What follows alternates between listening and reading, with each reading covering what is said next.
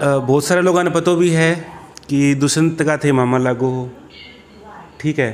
तो जके टाइम मतलब थारक ने एक कठिन समय हो कि भाई थे कि न चुनो, जके टाइम दुष्यंत अलग पार्टी बनाई भाई मैं जेजेपी में जाऊं या फिर इनेलो में ही रहूं, तो बी टाइम के असमंजस ही और क्यों कर डिसाइड करो कि मन तो इनेलो में रहना है। पब्लिक की समस्या, जनता की जो अभी जो कर एक मेन समस्या निकल गया है कि थोड़ी मोटी बारिश भी हो जाए मंडी में पानी पानी भर जाए, नहीं जी, इस तरह कोई भी 3 4 5 समस्या जो थाने लगे कि सब प्रायोरिटी पर भी समस्या सोल्व होनी चाहिए। कोई भी 3 कारण ऐसा बताओ कि जनता अब की बार कुलदीप ने ना चुन गए थाने वोट देवे, कि जी चुनाव हो भी टाइम तो सारा आ जाए वोट मांगने, लेकिन बिंगे बाद में माने मिलनी को नहीं आवे, पूछनी को नहीं आवे कोई। नमस्कार दोस्तों, फटाफट इंडिया न्यूज़ में थारो स्वागत है। और आज जिस जगह पर मैं मौजूद हूँ वह है राजेश गोदारा जी, जो चौटाला परिवार का करीबी कहना भी शायद कम रह जाएगा, क्योंकि परिवार का एक हिस्सा की तरह है और हिस्सों ही है। तो हमारे साथ भी है, आदमपुर हूँ चुनाव लड़े हैं और जो लोग हैं वहाँ सपोर्ट भी मिले है। गोदारा साहब बहुत बहुत स्वागत है चैनल। धन्यवाद। गोदारा साहब, सारा पहले तो जो अभी चौधरी देवीलाल जी को जन्मदिन आने लग रहे है बी पर बात कर रहा, और बी बाद में पॉलिटिक्स पर जाऊँगा। तो सब पहले तो जन्मदिन के ऊपर बताओ कि कुछ अभी प्रोग्राम अपने हैं और के अपने अब की बार सबसे बड़ी बात यह है कि जन्मदिन तो हमेशा से तो सबका बनता रहा है, मेरे जन्म से पहले से ही। हाँ जी। लेकिन हमेशा जो जन्मदिन जैसे जैसे मतलब बढ़ता गया, भीड़ बढ़ती गई, और बड़े चौ साहब ने जो काम तो देवीलाल जी इस देश और प्रदेश में करके गए थे, उससे अलग काम आज तक किसी ने किए ही नहीं। उसी काम को कोई आगे तो बढ़ा रहा है तो उसका नाम है, और उस काम को अगर कोई नाम लेकर के भाई सरकार में उनके नाम से वोट तो मिलते हैं काम के नाम से, और उन्हीं बातों को वो बाद में झूठ बोल करके लोगों से वोट तो ले लेते हैं, और बाद में वो जो काम नहीं हो रहे तो लोग उनको आज हालात उनके ये हैं बिचो साहब के नाम से जो लोग अपने जो कोई एमएलए बन गया, कोई सरकार में शामिल हो गया, आज उन लोगों की हालात ये है कि उनको लोग कोई गांव में नहीं घुसने दे रहे क्योंकि वो झूठे हैं। ठीक है। अभी देवीलाल जयंती पर प्रोग्राम क्या करना है, मतलब के प्लानिंग क्या चल? सबसे बड़ी बात यह है कि हम जो जन्मदिन बना रहे हैं, जो स्थान हमने जो चुना है फतेहाबाद वैसे तो जिला बाद में बना है, वैसे तो पुराना हिसार जिला ही मानो इसको आप, और इसको आप मानते हो तो 7 हल्के तो अपने हिसार के और 3 फतेहाबाद के, ये 10 जो विधानसभा क्षेत्र है, ये हमेशा चौधरी देवीलाल जी का साथ इन्होंने दिया है, चाहे खिलाफ में चौधरी भजनलाल जी रहे हों, चाहे चौधरी बंसी लाल जी रहे हों। तो हमें रैली की सबसे बड़ी ताकत इसलिए मिलेगी कि 10 विधानसभा क्षेत्र तो हिसार के और 5 विधानसभा क्षेत्र हैं सिरसा के, ये 15 जो विधानसभा क्षेत्र है, ये सबसे बड़ी ताकत ये है कि हमेशा ये चौ साहब के साथ खड़े रहे। और हमने जहाँ कहीं भी रैली की है हरियाणा के किसी कोने में जा कर के सबसे ज़्यादा भीड़ इसी क्षेत्र से जाती थी। वो लोग इसलिए खुश है कि पहली बार है, अभी 2004 में हमारी सरकार थी तब रैली हुई थी फतेहाबाद में। उस टाइम वहाँ था कि फतेहाबाद में तब रोड वो एक ही रोड था, वो सारा जाम लग गया था, आधे लोग पहुँच नहीं पाए थे। अब की बार ये फ़ायदा है कि फतेहाबाद के चारों ओर बाईपास बन गया, जहाँ हम रैली करने जा रहे हैं वो स्थान इतना बड़ा है कि नई अनाज मंडी बनी है, अभी तक वो शुरू नहीं हुई, डबल शेड है, उसके बाद वहाँ मान लो दुकानें तो बनी नहीं, वहीं पार्किंग है। और मैं ये आपको दावे के साथ कहता हूँ कि हिसार ज़िले से भी अगर कम से कम आप मानो तो 75,000 लोग तो हिसार ज़िले के जाएंगे, जबकि सिरसा उसमें अलग है। और टोटल अगर आप संख्या मानो तो मुझे लग रहा है कि आज तक जितनी रैली हुई है वो सबका रिकॉर्ड तोड़ के 5 लाख से भी ऊपर लोग जाने का काम करेंगे। ठीक है। अभी अभय सिंह जी ने भी अभियान छेड़ रखा है, गांव-गांव जाकर जो है अपने हर गांव में सिरसा में जाने लग रहे हैं, टाइम देने लग रहे हैं, इनवाइट करने लग रहे हैं लोगों ने। तो और जो अभय भाई साहब के अलावा और कौन कौन है जो अब की बार हमारी बाकायदा अभय सिंह ने आज से नहीं पीछे 2 महीने पहले ही बाकायदा 90 के 90 जो विधानसभा क्षेत्र है वहाँ सबको एक एक प्रभारी बना रखा है। जैसे मेरे को खुद आदमपुर का प्रभारी भी हूँ, जहाँ से मैं, क्योंकि मैं तो 98 से चुनाव आदमपुर लड़ता आ रहा हूँ, तो उन्होंने मेरे को इसलिए प्रभारी बनाया भी अब की बार जो आदमपुर है वो फतेहाबाद के बिल्कुल नज़दीक है। ठीक है। तो मेरी ये कोशिश रहेगी भी आदमपुर में आज तक जितने लोग गए हैं मैं उससे डबल लेकर के जाऊं। और मैं आपको खुले तौर पे ये बता दूं कि अब की बार हमारी कोशिश ये है भी हम अकेले आदमपुर से, हमारे 54 गांव है, ठीक है। हम कोशिश ये करेंगे कि हर गांव से 150 या 200 आदमी हम लेकर के जाएं। जहाँ बड़ा है डबल हो जाए, छोटा है, कोशिश हमारी अभी 7000 से ऊपर आदमी तो आदमपुर से मैं लेकर के जाऊँ। इसी प्रकार से हमारे 90 विधानसभा सभी प्रभारी, चौटाला साहब खुद अब लगातार 7 दिन से चौटाला साहब यमुनानगर, कुरुक्षेत्र, पंचकूला और आपका कैथल और ये अपना जींद और रोहतक की जिस तरह आज मीटिंग है, 15 जिले में तो चौटाला साहब जिला वाइज मीटिंग लेंगे इसी रैली के लिए। अभय सिंह चौटाला ने अपने 5 जो हल्का है सिरसा वो सारे कंप्लीट कर दिए, 3 फतेहाबाद के वो भी कंप्लीट करेंगे। और हमारी हिसार की जहाँ बात आएगी आदमपुर में तो पूरा का पूरा कंप्लीट 3 दिन का प्रोग्राम उनका, और जो 6 हल्के बचेंगे एक एक दिन उनमें जाएंगे। तो चौधरी अभय सिंह चौटाला, चौधरी ओम प्रकाश चौटाला जी, करण, अर्जुन और एक इनके परिवार की सदस्य मान लो हमारी जो महिला जो प्रधान महासचिव बना रखी है सुनैना, वो भी एक हल्के की प्रभारी है। तो सब ने जोर लगा रखा है, चाहे जितने भी पदाधिकारी है, चाहे एक्स कोई एमएलए है, चाहे एमपी है, चाहे कोई एक्स मंत्री है, तो सबकी अब की बार हमारा एक कंपटीशन बना हुआ है कि कौन से हल्के से कौन ज़्यादा लोग लेकर के आएंगे। तो इसी में हमारा तो ये है कि अब तक की सबसे तकड़ी रैली और चौधरी ओम प्रकाश चौटाला को सबसे बड़ी ताकत ये मिलेगी कि आज लोग भारतीय जनता पार्टी से सारे के सारे दुखी और परेशान हैं। आज हर आदमी चाहते हैं भाई भारतीय जनता पार्टी को अगर नकारे तो कांग्रेस पहले भी इस देश में राज किया है, कांग्रेस के लोग पहले भी दुखी थे और कांग्रेस के हालात ये है कि वहाँ उनमें गुरुबाजी है। ठीक है। ये करके हमें हमारी भी थर्ड फ्रंट की जो बात चल रही है हमारी रैली में, थर्ड फ्रंट वाली बात है, तो उसमें मैं आपको बता दूं भी जिस हिसाब से जो उन्होंने लिस्ट बना रखी है, तो उसमें एक तो बिहार के मुख्यमंत्री नीतीश कुमार जी, एक अपने जम्मू कश्मीर के पूर्व मुख्यमंत्री फारूक अब्दुल्ला जी, आदरणीय प्रकाश सिंह बादल जी, उधर वो चंद्रबाबू नायडू जी। कोशिश यही करेंगे कि लगभग भारतीय जनता पार्टी और कांग्रेस के खिलाफ जो है तीसरा मोर्चा वो आपको फतेहाबाद में नजर आएगा चौधरी ओम प्रकाश चौटाला जी के नेतृत्व में। ठीक है। तो जन्मदिन हूँ ज़्यादा तो लागे कि शक्ति प्रदर्शन करना लाग रहा हूँ? नहीं, ये तो हमेशा साहब देखो जी, रैली का मतलब तो शक्ति प्रदर्शन ही है, लेकिन देवलाल का जन्मदिन की बात जब आती है ना, वहाँ पार्टी की बात नहीं रहती। अब हम गांव में जाते हैं, हो सकता है वो लोग हमें वोट ना दे हो, लेकिन देवलाल जी की रैली में जो चाहे कांग्रेस ही है, चाहे भारतीय जनता पार्टी का है, चाहे जेजेपी का है, साहब की रैली की बात आई ना, तो आधे लोग जो पार्टी के, आधे वो लोग भी है वो देवलाल जी का जन्मदिन मनाने जरूर जाते हैं, क्योंकि साहब को तो सारे नेता मानते हैं। ठीक है। एक पर्सनल सवाल, बहुत सारे लोगों ने पता भी है कि दुष्यंत का थे मामा लागू हो, ठीक है, तो जके टाइम मतलब थारकने एक कठिन समय हो कि भाई थे कि न चुनो, जके टाइम दुष्यंत अलग पार्टी बनाई भाई मैं जेजेपी में जाऊं या फिर इनेलो में ही रहूं, तो बी टाइम के असमंजस ही और क्यों कर डिसाइड करो कि मन तो इनेलो में रहना है? ये जो फैसला मैंने लिया उस दिन ये सोच लो भाई मैं खुद और मैं भगवान मान लो भी मैं ये फैसला रात को इसलिए सोचना पड़ा भी मैं किस तरफ जाऊं। एक तरफ तो मेरे रिश्तेदारी के नाते भी चौधरी अजय सिंह जी का जो रिश्ता है उससे नज़दीक रिश्ता किसी का नहीं हो सकता, भी बहनोई से बढ़ के कोई रिश्ता नहीं है।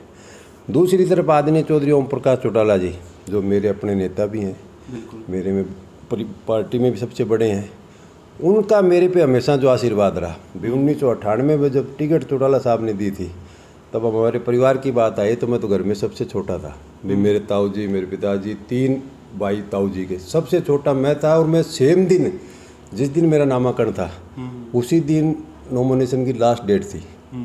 तो घर में जब चौटाला साहब ने सबके होते हुए मेरे को अगर चुना तो कोई न कोई चीज़ तो उनको मेरे में खासियत लगी।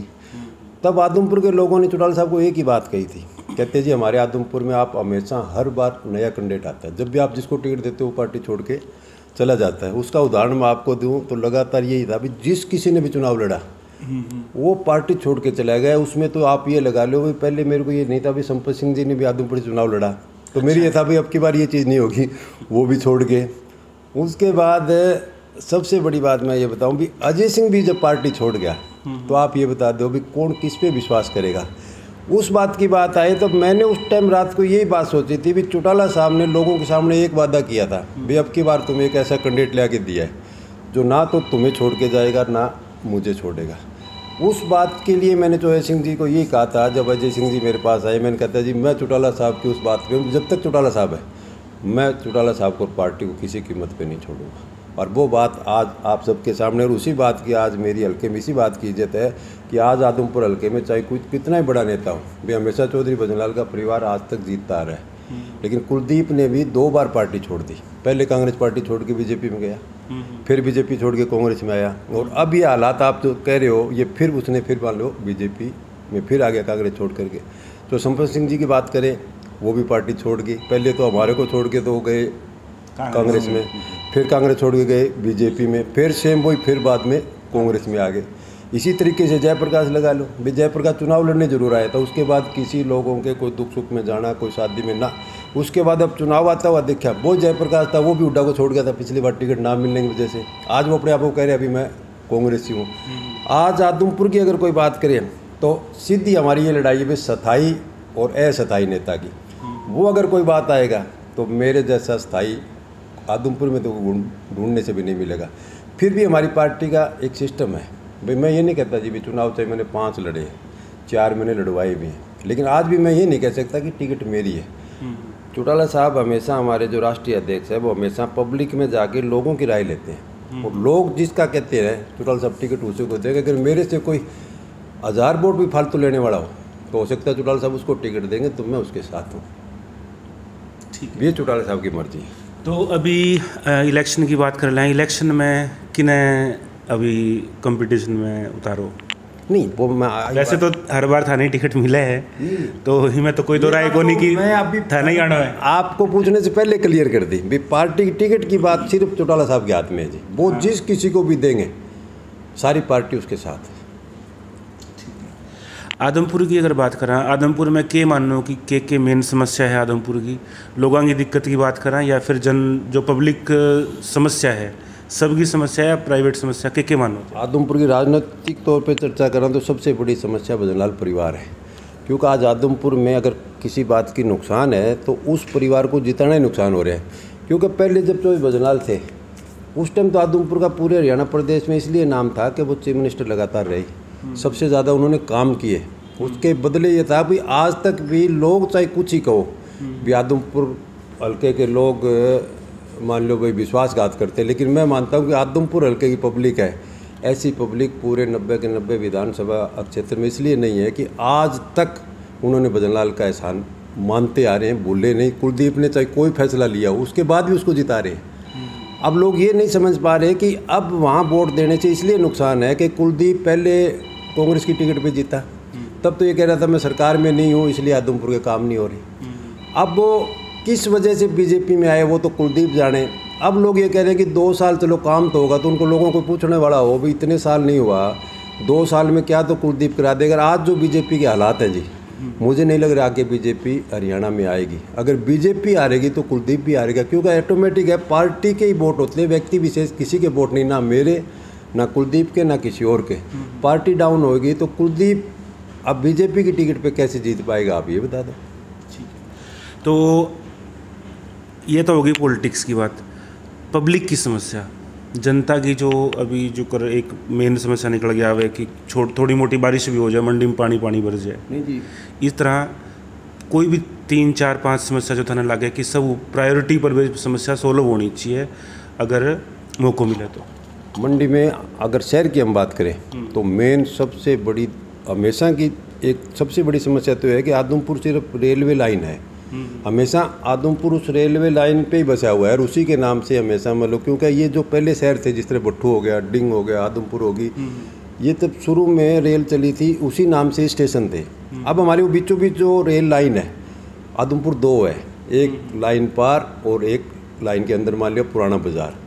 अब भी तो पंचायत भी अलग अलग होगी, परली अलग होगी, उधरवाड़ी अलग है। हमारे यहाँ जी सबसे बड़ी समस्या सीवरेज की, और ये हमेशा कहते हैं भाई भजनलाल परिवार तो चलो हमेशा सबसे ज़्यादा राज में रहा है, उसके बाद भी हमेशा जब ये चुनाव लड़ते हैं कहते हैं अब की बार हम सीवरेज आपका कंप्लीट करेंगे। आप तो आदमपुर में खुद गए हो, अभी तक भी आदमपुर में असलियत में सीवरेज है ही नहीं। एक नई कॉलोनी वहाँ कटी थी जिसको हम उड्डा कॉलोनी कहते हैं मान लो, वहाँ भी सीवरेज लाइन जरूर डली हुई है, लेकिन वो जहाँ पानी मान लो आप शहर का कहते हैं, आगे जहाँ पानी मेन जाना चाहिए ना, वो डैम कहीं नहीं बना हुआ। आज भी वही हालात है, अगर 2 आंगन भी बारिश हो जाती है ना तो आदमपुर में कहीं भी आप पैदल जा नहीं सकते। मेन तो समस्या होगी सीवरेज वाली।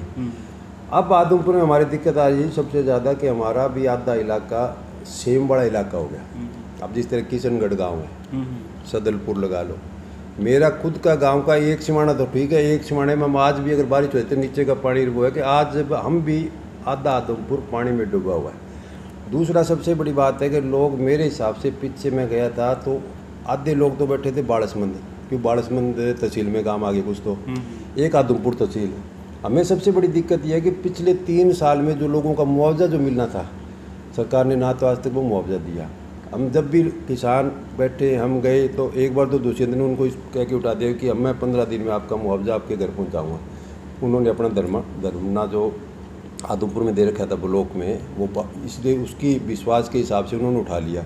आज आप जाओगे तो वो लोग फिर दोबारा बैठेंगे क्योंकि वो झूठ बोल के आया। उधर रणबीर गंगवा पीछे गया था, 63 दिन चला था बाड़समंद में।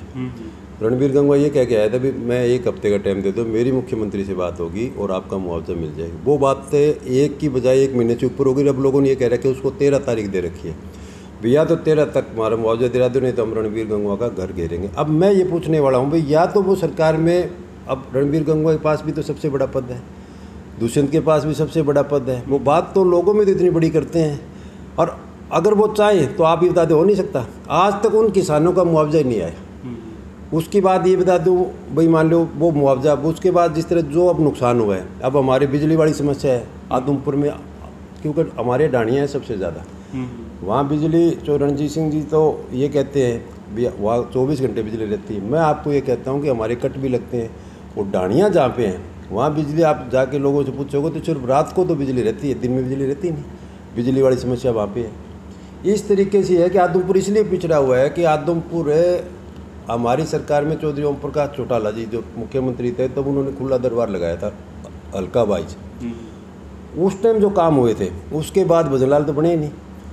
भजनलाल को वोट देने की वजह से आज हम सबसे पीछे इसलिए हैं कि लोग वोट तो देते हैं भजनलाल जी को, सरकार आती ही नहीं। तो आज हम सबसे पिछड़ा हुआ इसीलिए है कि वहाँ वोट देने से हमें सबसे बड़ा नुकसान है।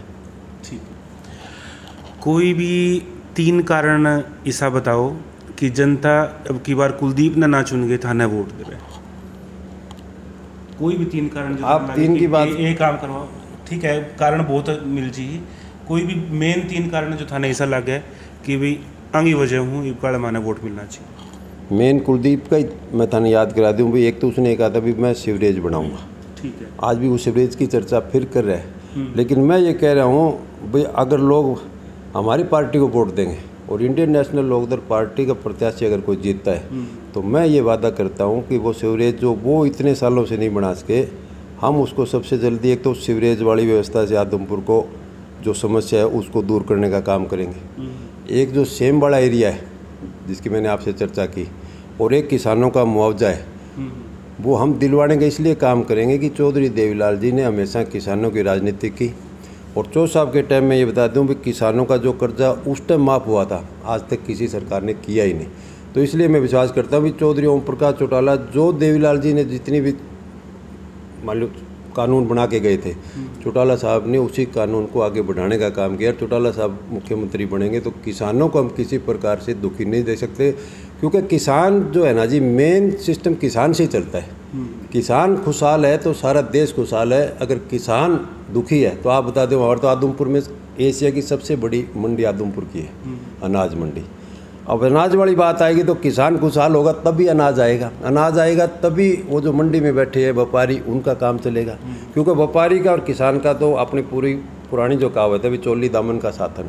इसलिए हमारी जो अनाज मंडी है, तो किसान जिस दिन खुशहाल होगा, आदमपुर मंडी अपने आप खुशहाल होगी। आज आदमपुर मंडी में उद्योग की बात करें तो कम से कम 17 बड़ी फैक्ट्री लगी हुई है, लेकिन किसान कमज़ोर होने की वजह से, फसल कम होने की वजह से वो फैक्ट्री भी हमारी बंद है। और बिजली पूरी मात्रा में ना मिलने की वजह से भी आधी फैक्ट्रियों को तो ये हालात हो रहे हैं कि बिजली के बिल भरे नहीं जा रहे, क्योंकि काम नहीं है और बिजली का बिल वही आ रहा है। तो इसलिए लोगों का तो एक है अभी काम जिस तरीके से चले ताकि उद्योग भी बढ़े और किसानों की भी आय बढ़े। ठीक है। तो अभी चुनावी रणनीति के है, कब चुनाव प्रचार शुरू करो? जब भी मैं खुद जाके सर्वे भी करो है, लोगों को मिला भी हाँ कि जी चुनाव हो भी टाइम तो सारा आ जाए वोट मांगने, लेकिन बिंगे बाद में माने मिलनी को नहीं आवे, पूछने को नहीं आवे कोई। अब उनको कोई पूछने वाला हो भाई, वोट मांगने तो चुनाव होंगे तभी आएंगे भाई, वोट डिक्लेयर होगा तभी, वोट तो तभी हालचाल पूछने की बात है भी बाद में। अब हालचाल वाली बात ये बताऊं, मैं मेरे मुंह से मेरी बढ़ाई नहीं करता, मैं तो आपको ये कह दूं मैं तो 98 में चुनाव लड़ा था। उस टाइम तो मेरी उम्र ही 25 साल थी, और तो बजराल जी के सामने चुनाव लड़ना, वो परिवार तो शुरू से 62 से ही राजनीतिक में, फिर मुख्यमंत्री खुद रहे हुए। लेकिन मैंने भी उनसे दो बातें सीखी चोई बजरलाल जी से। भाई बजरलाल जी का एक था, भाई बजरलाल जी एक तो किसी के दुख सुख की बात आती तो वो पार्टी नहीं देखते थे। हरियाणा में इतने बड़े पद पे रहते हुए किसी के भी दुख होता था तो सबसे आगे वो खड़े मिलते थे। दूसरा चोई बजरलाल जी का एक था, मतलब सेव भाव के पर उनके घर जब भी कोई जाता था वो बगैर किसी का खाना या बगैर चाय के किसी को आने नहीं देते थे। आज उनके घर का उल्टा है। आज आप कुलदीप की कोठी में भी आपको दिखा लूँगा, उनकी कोठी पे ताला लगा हुआ है, क्योंकि वो यहाँ रहते ही नहीं, वो खुद तो दिल्ली रहता है। मैंने उनसे दो चीज़ ये सीखी थी भी, मेरे को किसी ने कहा था भी यहाँ अगर चुनाव जीतना है तो भजनलाल जी की तरह बनो, तब वो तो लोगों को बनाना है। लेकिन मैंने उसके बाद मेरी कोठी में 24 घंटे चाहे चाय है, चाहे पानी है, चाहे हुक्का है, चाहे खाना है, 24 घंटे चलता है। और मैं हमेशा लोगों के बीच में इसलिए रहता हूँ कि राजनीतिक आदमी की सबसे बड़ी हाजिरी होती है दुख में जाना। हमें पता चलने के बाद मैं तो सबसे पहले पहुँचने वाले हूँ। अब कोई ना ही तो बताए तो वो लोगों की मर्जी है। और हमेशा लोगों के दुख सुख में, अब मेरा तो नाम ही लोगों ने दुख सुख का साथी रख रखा है। अब वोट क्यों नहीं देते पार्टी को, वो अब लोगों को पता है भाई, वोट जब चुनाव आते हैं ना तब हमारे वो चीज़ में हो जाता है जात पात वाला सिस्टम।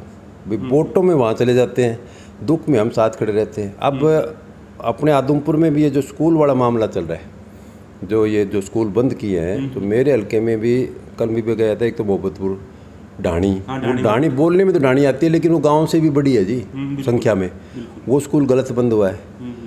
एक चूड़ी कला, चूड़ी खुर्द और चूड़ी कला दोनों बड़े गांव हैं जी, दोनों बराबर के हैं। एक स्कूल वहाँ बंद कर रहे हैं, वो भी बच्चों को भी नुकसान है और स्टाफ वालों के हिसाब से भी।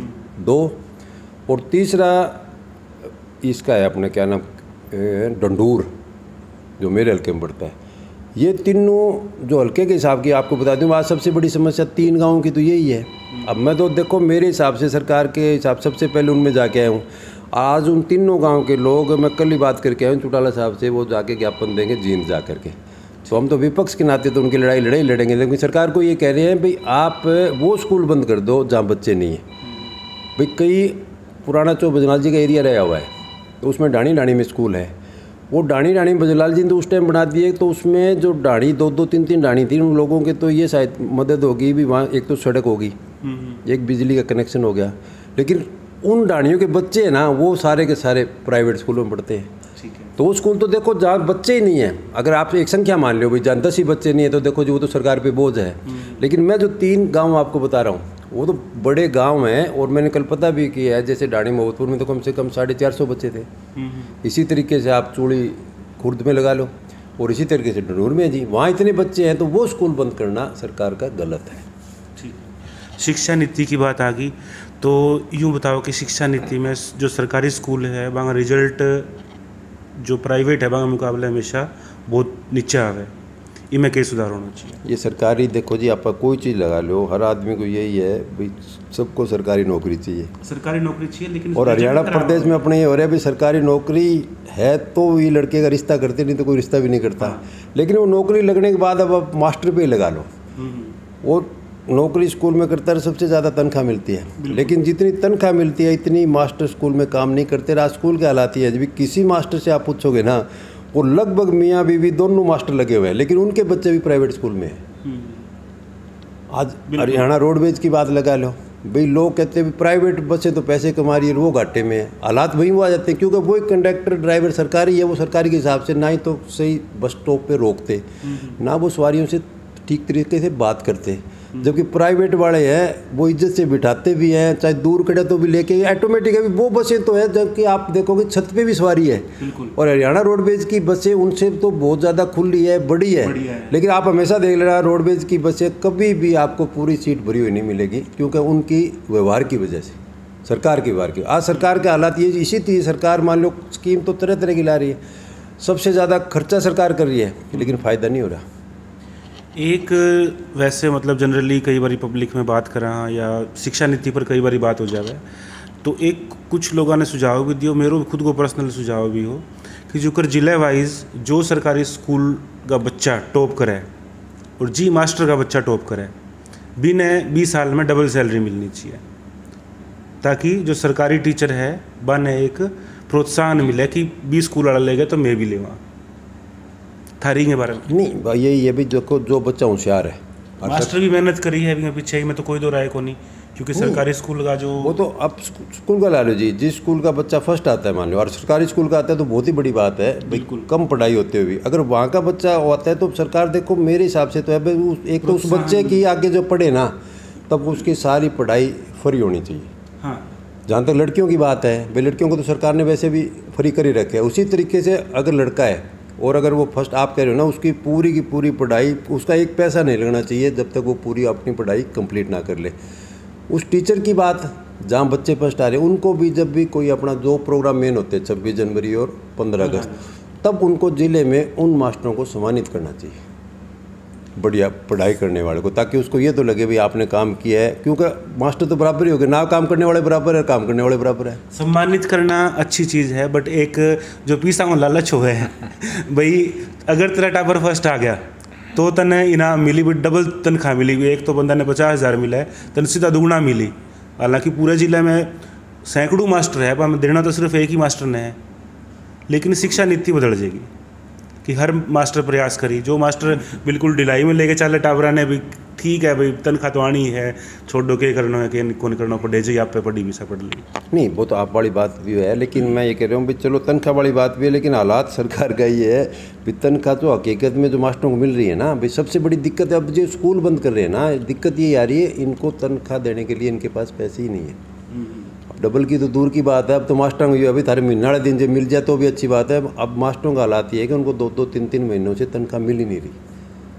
ठीक है, एक लास्ट क्वेश्चन, अभी जो रणजीत सिंह चौटाला जी बिजली मंत्री है वे भी बोला कि कुलदीप ने सपोर्ट करा है एक आदमपुर चुनाव में, और दुष्यंत चौटाला है तो पहले तो कंपटीशन में हाँ लेकिन अभी सहयोगी है तो वे भी सपोर्ट करे है। तो जो परंपरागत जाट वोट बैंक है बिना थे के मानो कि कितनी सेंध मार के देखो वोट कितना फर्क पड़ी ये चीज़ जात वाले हिसाब से आप लगाओ, जाति पाति का वोट वो किसी के कहने से नहीं देता जी। हमारे आदमपुर में 2 ही वोट हैं, एक तो कुलदीप के, एक कुलदीप के खिलाफ के। हमें दिक्कत कहाँ आती है भाई कुलदीप के वोट हैं 40% और 60% वोट है सबके, चाहे उसमें लोकदल भी आ जाए और चाहे जेजेपी आ जाए और चाहे बीजेपी आ जाए और चाहे कांग्रेस आ जाए। अब आप कह रहे हो तो रणजीत सिंह जी भी उसकी मदद करेगा, एक वो कार्तिक शर्मा आया था वो जो राज्यसभा का बना था, अच्छा। वो भी कह के गया अभी कुलदीप ने मेरे को वोट दिया तो मैं भी उसको दिलाऊंगा, तो उस कार्तिक को पूछने वाला वोट तो तेरे को अभय सिंह ने भी दिया है। अब उस बात पे आओ तो वोट तो हमारा बराबर ही है, कुलदीप का था एक हमारा था। उसी तरीके से चलो जो भी कहो, लेकिन मैं तो ये कह रहा हूँ भाई वो सारे इकट्ठे हो जाओ। उसके बाद भी मैं आपको ये कह रहा हूँ भाई इंडियन नेशनल लोकदल पार्टी जो है ये सारे इकट्ठा होने के बाद भी मैं आपको ये मान के चलूँगा, देखो एमएलए चाहे मैं बढ़ूँ ना बढ़ूँ लेकिन अब की बार मुकाबले में इंडियन नेशनल लोकदल आपको दिखाई देगी। ठीक है, एक संदेश आदमपुर गावासी है बांगातर आदमपुर आनंद में हाथ जोड़ के एक ही बात कहूँ, बीते अपनन पहचान लो, वो व्यक्ति कौन है जो 24 घंटा तुम्हारे बीच में रह सकता है। अब तो इनको सबको ये पता चल गया सारे दल बदलो। आज कुलदीप ने कोई फैसला लिया है तो कोई हल्के के हिसाब से थोड़ा लिया है लोगों के लिए, वो सिर्फ अपने परिवार के लिए ले रहा है। उसका जिस दिन बीजेपी ज्वाइन की थी मियाँ बीबी ने एक ही बात कही थी भी मैं मेरे बेटे को चुनाव लड़ाऊंगा, तो इसका मतलब बेटे को राजनीति में आगे आने के लिए इस्तीफा दिया, लोगों को उसको क्या फ़ायदा होना आप बता दो। बिल्कुल, तो मैं तो ये कह रहा हूँ भाई सथाई रहे सथाई, वो शुरू में बताई थी मेरे को भाई सथाई आपका कौन है और अपना कौन है, आप उसको वोट दे दो ताकि तड़कन उसके भी ठीक है और आने वाले टाइम में आपका भी काम बढ़िया हो जाए। ठीक, धन्यवाद। थैंक यू साहब। तो दोस्तों जी तो दोस्तों ये थे हमारे साथ राजेश गोदारा जी जो आदमपुर से अभी संभावित कहना ही ठीक होगा क्योंकि बनना तो खैर हर बार खड़े यही होते हैं आदमपुर से, तो इनसे हमने बातचीत की, जाना, आदमपुर की समस्याओं के बारे में जाना। आपकी क्या राय है कमेंट के माध्यम से बता सकते हैं। अभी के लिए इतना ही दोस्तों, मिलते हैं नई न्यूज़ नए रिव्यू के साथ। तब तक के लिए जय हिंद, जय भारत।